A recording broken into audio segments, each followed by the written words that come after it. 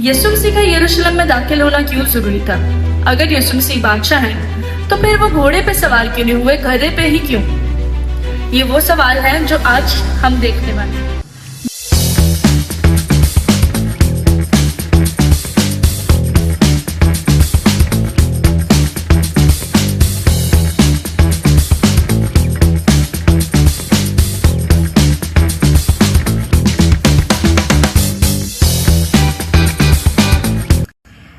Hi everyone, welcome back to Mountain Movers podcast. This is me Ruth Prasish and we are again here in the episode 2 of Mountain Movers, जिसमें आज हम देखेंगे कि palm Sunday क्यों जरूरी है, यीशु मसीह क्यों यरूशलेम में दाखिल हुए और दाखिल हुए तो गधे पे ही क्यों हुए। ये वो सवाल हैं जो कि हम अक्सर ही अपने पाम संडे की हर सर्विस में सुनते हैं, लेकिन हम इसके मतलब और असल में इसे अप्लाई करना भूल जाते हैं। सो I welcome you, I am your host Ruth प्रसिश with Raheel Victor.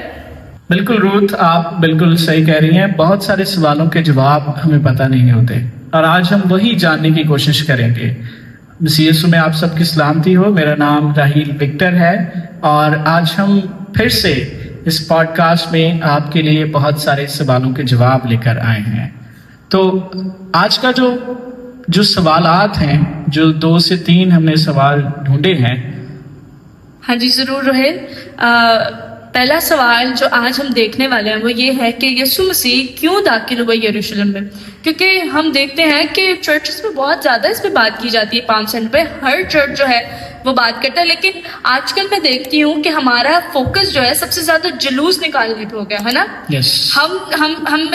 हम ये करते हैं कि हम डालियां हाथों में लेते हैं और सड़कों पे निकलते हैं, जुलूस निकालते हैं, होशाना के नारे लगाते हैं, गीत गाते हैं, खुशी मनाते हैं, लेकिन जो इसके पीछे का मकसद है यीशु मसीह की एंट्री करने का, हम उस पर फोकस नहीं कर रहे होते। एंड मैं ये नहीं कह रही कि हमें नहीं करना चाहिए या फिर हमें जुलूस नहीं निकालना चाहिए। This is the part of palm Sunday, हमें करना चाहिए। हम यीशु मसीह के उस एंट्रेंस को रिपीट कर रहे हैं, रिक्रिएट कर रहे हैं, जो कि बहुत जरूरी है, मगर हम इनके पीछे मकसद और हकायक और अपने लिए सीख और उनको लागू करना भूल जाते हैं। तो मैं चाहूंगी रोहेल, आप जरा इस सवाल पे थोड़ी नजर डालें और हमारे लोगों को भी जरूर बताएं साथ साथ कि क्यों जरूरी था यीशु मसीह का दाखिल होना। तो यीशु मसीह जब यरूशलेम में दाखिल होते हैं और उनका शाहाना दाखिला होता है और लोग जो हैं वो हुसैना हुसैना के नारे लगाते हैं, तो वो सिर्फ एक ऐसा मोमेंट नहीं था जो लोग एक अपने लीडर को वेलकम कर रहे हैं, बल्कि वो एक ऐसा मोमेंट था जो एक प्रोफेसी को भी फुलफिल कर रहा है। और इस प्रोफेसी को अगर हम देखें तो पुराने अहदनामा में ज़करिया नबी की किताब में हमें मिलती है कि तुम्हारा बादशाह एक गधे के ऊपर सवार होकर तुम्हारे पास आएगा। तो वो प्रोफेसी जो थी पुराने अहदनामा में, उसका फुलफिल होना बहुत जरूरी था। और ये सिर्फ एक लम्हा नहीं था, एक मोमेंट नहीं था, बल्कि ये एक डिवाइन कनेक्शन था। जैसे हम बाइबल में अक्सर देखते हैं कि जो प्रोफेसीज पुराने अहदनामा में हुई हैं वो नए अहदनामा में यीशु मसीह के साथ जाकर फुलफिल होती हैं। तो ये भी एक प्रोफेसी की फुलफिलमेंट थी और इसीलिए यीशु मसीह का यरूशलेम में उस दिन शाहाना दाखिला बहुत जरूरी था। और एक वजह इसके पीछे ये थी कि यीशु मसीह अपने आप को मसाया डिक्लेयर कर रहे थे कि हाँ मैं बादशाह हूँ। और वो लोग भी इस बात को मान रहे थे कि यीशु मसीह बादशाह है, लेकिन वो लोग ज्यादा देर इस बात पर कायम नहीं रह सके और कुछ ही दिन के बाद उन्होंने यीशु मसीह का इनकार करना शुरू किया। तो जब वो दाखिल होते हैं तो लोग हुसैना हुसैना के नारे लगाते हैं, लोग बहुत खुश होते हैं, उसके कदमों में कपड़े बिछाते हैं, खजूरों की डालियां उसके सामने रखते हैं और एक गधी के बच्चे पर वो सवार होकर फिर वहां पर दाखिल होता है।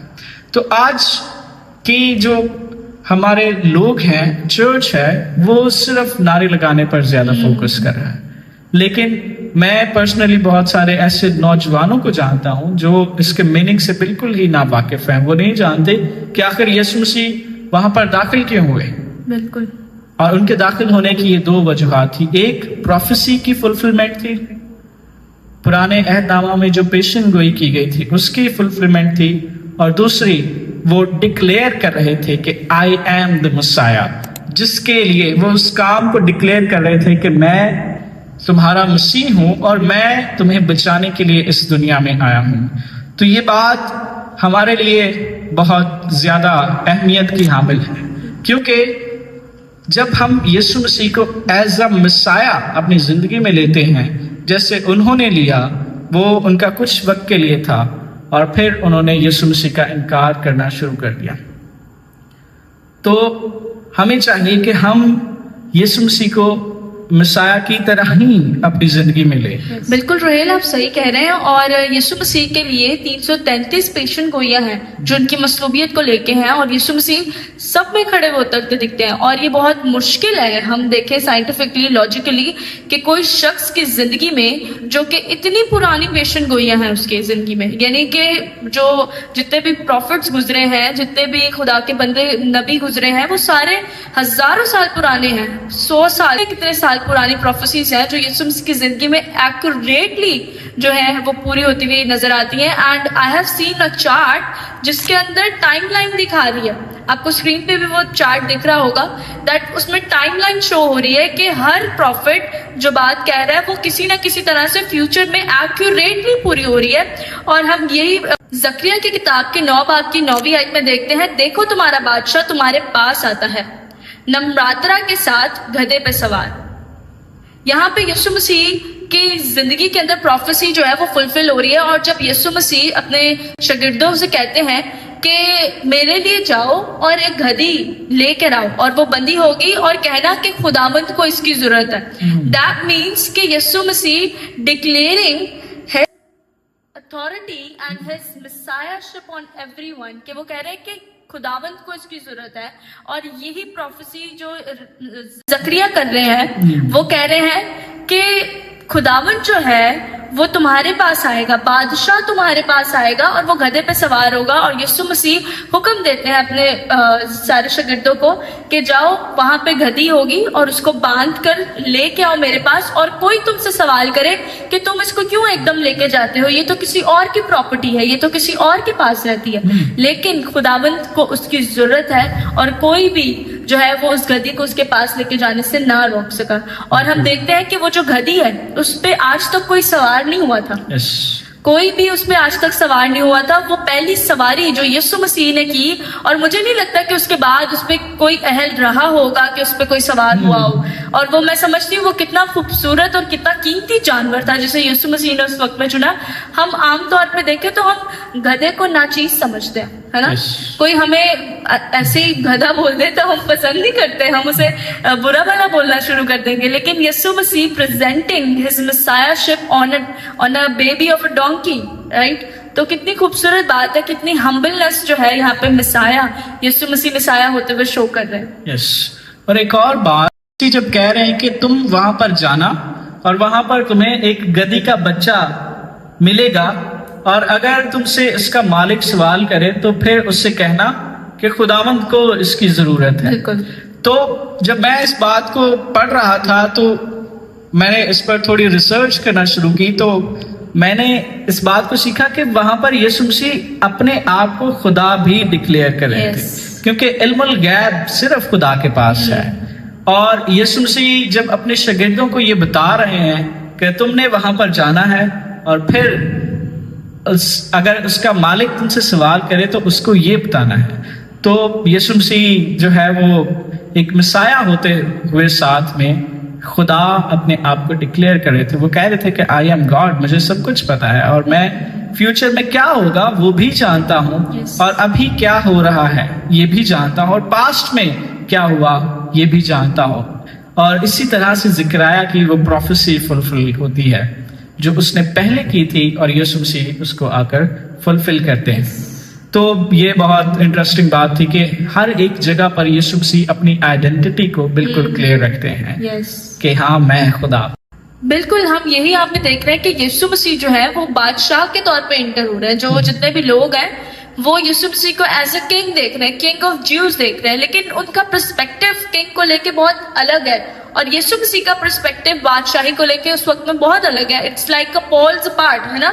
آسمان اور زمین کا فرق ہے ان کے پرسپیکٹوز میں، ان کے خیال معلوم کے اندر، اور جو لوگ ہیں، جو جیوز ہیں، جو اسرائیلی ہیں، وہ یسوع مسیح کو ایز ایک ایسا کنگ لے رہے ہیں جو کہ آئے گا اور وہ رہائی دے گا. اور جو جیوز ہیں وہ صرف انہی اسپیسیفک پروفیسیز پہ اپنا دھیان لگائے بیٹھے ہیں جہاں پہ یسوع مسیح کو ایز اے کنگ ڈکلیئر کیا ہوا ہے، لیکن وہ اس بات کو نہیں سمجھ رہے کہ جو مسیح آنے کو تھا اور جو مسیح ان کے درمیان ہے وہ ایک کنگ کے ساتھ ایک سرونٹ بھی ہے. وہ ہمارا سرونٹ بھی ہے جو سیلویشن کو لے کے آیا ہے. And they are enable to understand this part of the story. اور ان کے پروفیسیز پہ ان کا دھیان صرف اتنی ہی پروفیسیز پہ کہ مسیح آئے گا، ہمیں چھڑائے گا، ہمیں رومی حکومت سے آزادی دے گا، ہماری اپنی بادشاہت ہوگی، ہمارے اپنا کنگڈم ہوگا اور کوئی بھی جو ہے وہ ہمیں کچھ نہیں کہہ سکے گا، پوری دنیا پہ ہمارا روب دبدبا ہوگا. لیکن یسوع مسیح کے تھاٹس بالکل الگ ہیں وہاں پہ. یہ بالکل واقعی سچ بات ہے کہ انسان جو ہے وہ خدا کے پلانز کو سمجھنے میں اکثر ناکام ہو جاتا ہے. اور وہ لوگ جو یسوع مسیح کو اپنا بادشاہ تسلیم کر کے اس کے سامنے کھجور کی ڈالیاں رکھ رہے تھے، اس کے سامنے کپڑے بچھا رہے تھے، اس کو ویلکم کر رہے تھے، ان کے اندر یہ خیال تھا، یہ تصور تھا کہ اب یسوع مسیح آ گیا ہے، یہ رومیوں سے لڑے گا اور ہماری زمین پر بادشاہت قائم ہو جائے گی. لیکن یسوع مسیح کا یہ پلان نہیں تھا. وہ جب آئے تو ان کا پلان تھا کہ انسان کو جسمانی آگ کی جگہ وہ روحانی آگ سے بچائیں اور انسان کو اپنے ساتھ کنگڈم میں شامل کریں. تو اس وقت جو ان کی لیڈرشپ کا، رومی لیڈرشپ کا میرے خیال فقی اور فریسیوں کا جو ٹیسٹ تھا وہ یہی تھا کہ وہ کس طرح سے مسیح کو ایکسیپٹ کر دیں. کیا جب مسیح اپنے پورے جلال میں آئے، یعنی کہ جب وہ زمین پر حکومت کرنے آئے تب اس کو ایکسیپٹ کرتے ہیں، یا پھر جب وہ روحوں کو بچانے کے لیے آئے تب اس کو ایکسیپٹ کرتے ہیں. لیکن وہ یہاں پر فیل ہوئے. انہوں نے یسوع مسیح کو اس دنیا پر بادشاہ بننے کے لیے، وہ سمجھ رہے تھے کہ یسوع مسیح اس دنیا پر رومی حکومت کو وہ گرا دے گا اور پھر یہاں پر بادشاہ بنے گا. تو یہ باتیں جو ہیں یہ بہت ہمارے لیے ضروری ہیں کہ ہم ان کو جانیں کہ یسوع مسیح کا آنا اور یسوع مسیح کا کروسیفائی ہونا کیوں ضروری تھا. اور ایک اور بات تھی جو میں نے سیکھی جب ہم اس پورے واقعوں کو پڑھتے ہیں، تو جب یہ سب کچھ ہو چکا اور شام کا وقت ہوا تو یسوع مسیح اس رات یروشلم میں نہیں رکے تھے، بلکہ یسوع مسیح یروشلم سے 2 میل دور جا کر میری، مرتھا اور لازرس کے گھر پر رکے تھے. تو یہ بات بہت گہری ہے، اس کے بہت ڈیپ میننگ ہے. جب میں اس کو پڑھ رہا تھا تو ایک جو ہے وہ تفسیر میں یہ لکھا تھا کہ اس دن وہ لوگ جو اس کو اپنا بادشاہ ڈکلیئر کر رہے تھے، اس بادشاہ کے سر ڈھکنے کے لیے وہاں پر جگہ موجود نہیں تھی، بلکہ بادشاہ کو وہاں سے دوسری جگہ جا کر پھر اپنی رات گزارنی پڑی تھی. تو یہ بات جو ہے یہ بات بہت زیادہ ڈیپ ہے کہ ایک شخص کو ہم قبول کر رہے ہیں، جیسے اگر ہم کسی کو قبول کریں کہ یہ میرا لیڈر ہے اور پھر میں اس کو اپنے پاس رہنے کی بھی جگہ نہ دوں، تو یہ اس لیڈر کے لیے کیسی بات ہوگی. اور پھر اس کے بعد یسوع مسیح آتے رہے، وہاں پر منادی کرتے رہے. بالکل رحیل، ایسا ہی ہے. اور اس کا ایک اور مطلب نکل سکتا ہے کہ یسوع مسیح یروشلم میں کیوں نہیں رکے. اس کی وجہ ایک یہ بھی ہو سکتی ہے کہ وہ جو لوگ یسوع مسیح کو زمینی بادشاہ کے طور پہ دیکھ رہے تھے، جو چاہتے تھے کہ یسوع مسیح جنگ شروع کر دے اور یسوع مسیح رومی حکومت سے ان کو آزاد کر دے، وہ اگر یسوع مسیح کو اس طرح انٹر کروا رہے ہیں تو وہاں پہ ایک جنگ کا ماحول بھی ہے، رائٹ. رومی حکومت کے لیے ایک یہ ٹینس ماحول ہے. اور جب ہم یسوع مسیح کے ٹرائل میں دیکھتے ہیں تو وہ ان سے پوچھتے ہیں کہ تو یہودیوں کا بادشاہ، کیا ہمیں تجھ سے خطرہ ہے؟ بتا ذرا. تو یسوع مسیح وہاں پہ اس لیے بھی نہیں رکے کہ وہ نہیں چاہتے تھے کہ وہ رکے اور ایک ایسی سچویشن کریٹ ہو جائے جہاں پہ لوگ یسوع مسیح کو تخت کے اوپر بٹھانا شروع کریں. بالکل آپ صحیح کہہ رہی ہیں. اکثر الگ الگ طریقے سے خدا کا بات کرتے ہیں. بالکل. تو مجھ سے خدا نے ایسی بات کی، آپ سے خدا نے ایسی بات کی. بالکل. تو یہ ڈیپینڈ کرتا ہے.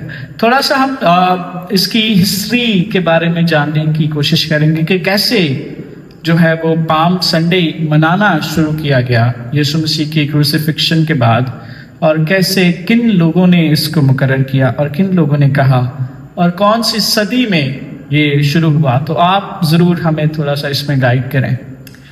ارلیسٹ چرچ نے جب آبزرو کر رہے تھے لینٹ کو، جس پہ میں نے ایک ویڈیو بھی بنائی تھی اور اپنے سارے سوشل ہینڈل پہ پوسٹ کی تھی، کہ جب 4th سینچری کے اندر چرچ ریکگنائز کر رہے تھے، آبزرو کر رہے تھے ان سارے ایونٹس کو، تو ہم ایک کتاب دیکھتے ہیں جو کہ ٹریول ڈائری ہے ایجیریا کی.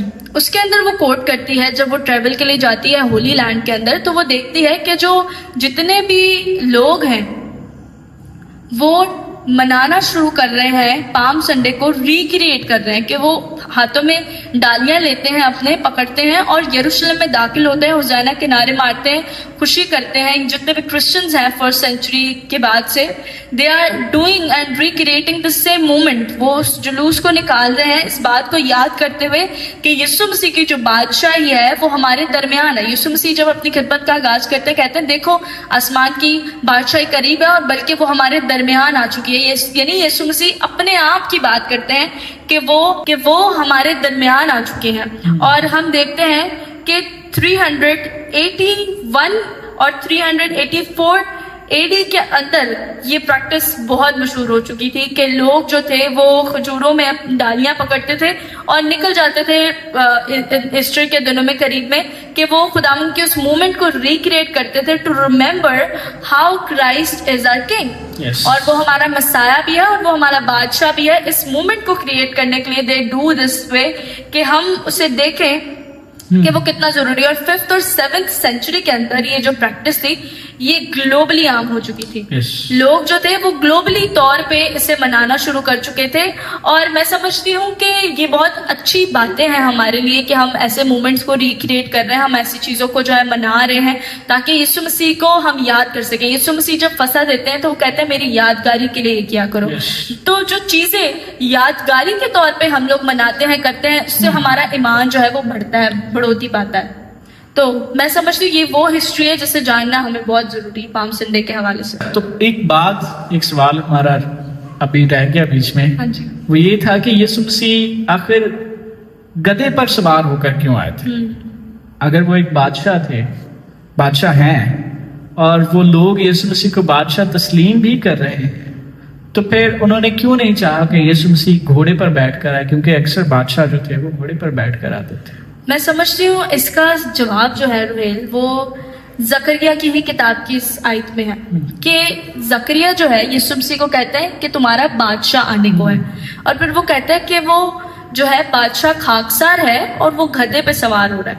تو یہاں پہ بادشاہ کی خاکساری کو بتایا جا رہا ہے کہ بادشاہ جو ہے وہ انسانوں کے لیے کیا کام کرنے کو ہے. اب اسرائیلی جو ہے وہ اس پروفیسی کو بھول چکے ہیں، وہ اس ایکٹ کو کر رہے ہیں. ان کو پتا ہے کہ ہمارا بادشاہ آ رہا ہے. وہ اس پام سنڈے کے سارے اس موقع پہ ڈالیوں کو اپنے ہاتھ میں لیے ہوئے ہیں. فصح کا جو موقع اس وقت چل رہا تھا، تو وہ اس بات کو سمجھ نہیں پا رہے کہ جو ہمارا بادشاہ ہے اس کا کریکٹر کیا ہے. ہم آج کل زمینی بادشاہوں کی بات کرتے ہیں، تو جتنے بھی جنگجو ہوتے ہیں آج کل، تو جنگ گھوڑوں اور گدھوں پہ ہوتی ہی نہیں ہے، رائٹ؟ ہم لوگ تو آج کل ایٹم بام اور پتہ نہیں کون سی چیزوں کے اوپر جو ہے ہم آگے، جو کہ انسان کے لیے وہ زیادہ خطرناک ہے. خیر واپس آتا ہے بات پہ. تو آج کل کے جو بادشاہ ہیں وہ پاور کو دکھانے کے لیے ان ساری چیزوں کا استعمال کرتے ہیں. آج کل جس کے پاس نیوکلیر پاور ہے، جس کے پاس ایٹم بم ہے، وہ پاورفل ہے، اور جس کے پاس نہیں ہے وہ اس سے ڈرتا ہے سامنے والے سے، رائٹ؟ جیسے کہ آج کل ہم وار سچویشن دیکھ رہے ہیں، لیکن یسوع مسیح وہاں پہ جنگ ڈکلیئر نہیں کر رہے. یسوع مسیح وہاں پہ بادشاہی بھی ڈکلیئر کر رہے لیکن جنگ ڈکلیئر نہیں کر رہے. کیسی بات ہے کہ کوئی بادشاہ اپنی بادشاہی کو جمع کر رہا ہے، اپنی بادشاہی کو جو ہے وہ انٹروڈیوس کروا رہا ہے، لیکن اس کی بادشاہی کو انٹروڈیوس کروانے میں کوئی بھی قتل و غارت نہیں ہے، کوئی بھی خون ریزی نہیں ہو رہی. اگر خون ریزی ہوئی ہے تو اسی اپنے بادشاہ کی ہے، اس کا اپنا ہی خون جو ہے وہ اس کے لوگوں کے لیے جو ہے وہ بہایا جانے کو ہے. اور یہ کتنی خوبصورت بات ہے کہ یسایہ کی یہ جو پروفیسی ہے یہی یسوع مسیح کو بادشاہ اور یسوع مسیح کے کریکٹر کی خاکساری کو بیان کرتی ہے. So the choice of a donkey, ایک گدھے کو چوز کرنا، یہ بہت ضروری تھا یہ ڈکلیئر کرنے کے لیے کہ جو بادشاہ ہے وہ نرم مزاج کا ہے، وہ جو ہے وہ کچھ اور کرنے آیا ہے، اس کا مقصد قتل و غارت سے بڑھ کر ہے، اس کا مقصد جو ہے وہ لوگوں کو سیو کرنا ہے، انٹرنلی سیو کرنا ہے، ایکسٹرنلی سیو کرنا ہے، اور انفینائٹ طور پہ بادشاہت کو قائم کرنا ہے۔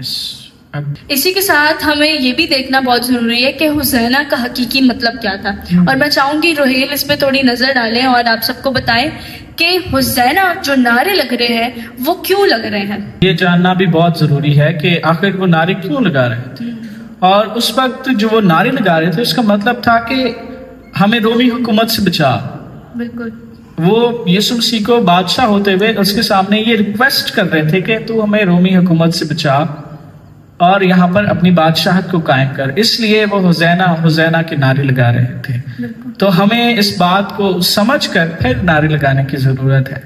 آج ہمیں یہ کہنے کی ضرورت ہے کہ یسوع تو ہمیں گناہوں سے بچا، کیونکہ وہی گناہوں سے بچا سکتا ہے اور وہی ہمارا مکمل کفارہ دے سکتا ہے۔ بالکل روہیل، ایسا ہی ہے کہ لوگ جو ہیں وہ یسوع مسیح کو رومی حکومت میں ایک بادشاہ کے طور پہ، زمینی بادشاہ کے طور پہ بچا کہہ رہے ہیں، لیکن آج وہی نعرہ ہمیں گناہوں سے بچانے کے لیے کافی ہے کہ خداوند ہمیں بچاؤ، اور یہ آج کے زمانے میں جوائفل ایک ڈکلیریشن بن چکا ہے کہ خداوند ہمیں بچاتا ہے، یسوع ہمیں بچاتا ہے، یسوع کے وسیلہ سے ہم بچائے گئے۔ میرے دوستوں اور بہنوں بھائیوں، یہ جو پام سنڈے ہے یہ ایک ریمائنڈر ہے کہ ہم جو ہے وہ اپنے بادشاہ کو کس طرح سے اپنی زندگی میں لیتے ہیں، اور یہ ایک ایسی جیت ہے جو تلوار سے نہیں ہوئی، بلکہ اس کو کروسیفائی کر کے پھر اس کو جیت ملی۔ ایک مشن جو دنیا کے لیے، جو دنیا کو ہلا دیتا ہے۔ آج ہم دیکھتے ہیں کہ دنیا میں سب سے زیادہ کرسچنز موجود ہیں، بالکل، اور ایک شخص جو پوری دنیا کو ہلا دیتا ہے وہ حسینہ کے شور میں، اور پھر کچھ دن کے بعد وہ کروسیفائی ہو جاتا ہے۔ وہ روڈ جہاں پر حسینہ کا شور ہو رہا تھا، اسی شہر کی گلیوں میں وہ صلیب لے کر جا رہا تھا، زخموں سے چور۔ کچھ دن کے بعد آج ہمارے پاس یہ سوچنے کا موقع ہے کہ کیا ہم اپنے بادشاہ کو ویسے ہی تسلیم کر رہے ہیں، یا پھر ہم یہ سوچ رہے ہیں کہ ہمارا بادشاہ بہت زیادہ گلوری میں آئے گا۔ بے شک وہ گلوری میں آئے گا، لیکن اس سے پہلے ہمیں بادشاہ کو اس طرح سے تسلیم کرنے کی ضرورت ہے۔ تو آج ہمارے پاس یہ موقع ہے کہ ہم اس کو اپنا حقیقی بادشاہ مانیں، اور حقیقی طور پر جیسے وہ ہمیں نجات دینے کے لیے آیا اس کو ایکسیپٹ کریں۔ یہی ریمائنڈر ہمارے لیے بہت ضروری ہے کہ اکثر ہم بھول جاتے ہیں کہ یسوع مسیح کا حقیقی مقصد ہماری زندگی میں کیا ہے، اور وہ کیسے مسیح بھی ہے اور ہمارا بادشاہ بھی ہے، لیکن وہ بادشاہ جو قتل و غارت نہیں بلکہ ہمیشہ کی زندگی ہمارے لیے چاہتا ہے۔ تو آپ سب کو ہم شکریہ ادا کرتے ہیں، آپ سب کا، کہ آپ نے آخر تک اس پوڈ کاسٹ کو دیکھا، اور میں یقین اور ایمان رکھتی ہوں کہ اس پوڈ کاسٹ کے وسیلہ سے آج جو انفارمیشن، آج جو باتیں کی گئی ہیں وہ آپ کے سننے کے لیے اور آپ کے ایمان کے لیے اور آپ کے ایمان کے سوالوں کو اٹھانے کے لیے بہت زیادہ ضروری اور مددگار ثابت ہوئی ہوں گی۔ تو آپ سب کا شکریہ کہ آپ نے آخر تک اسے دیکھا، اور میں آپ سے چاہتی ہوں کہ آپ اسے شیئر کریں، آپ اسے لائک کریں، کمنٹ کریں، سبسکرائب کریں ہمارے چینل کو، تاکہ اسی طرح ہم ایسی باتوں پہ بات کرتے رہیں جو کہ سوال ہیں لیکن جاننے کے لیے بہت ضروری ہیں۔ تو گاڈ بلیس یو آل، اور خداوند آپ سب کے ساتھ ہو، آمین۔ Thank you, God bless you.